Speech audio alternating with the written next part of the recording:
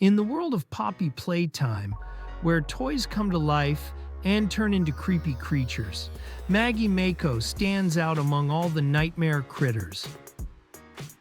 She's not just a toy, she's a total sweet tooth. Maggie loves everything sugary, and her passion for sweets knows no bounds.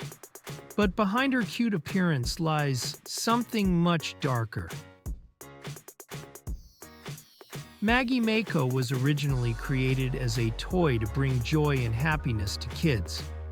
However, when the Poppy Playtime factory was abandoned, she fell into a nightmare world, and her love for sweets turned into an obsession. Now she'll do anything for candy, even if it means hunting down players. Maggie might seem harmless, but don't be fooled. She uses her quick moves and cunning to lure victims into her sugary traps.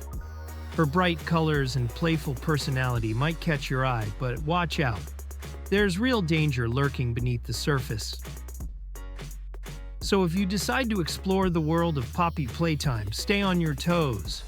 Maggie Mako is always nearby, ready to share her treats. And maybe your fears. Remember, behind every sweet treat could be a creepy secret.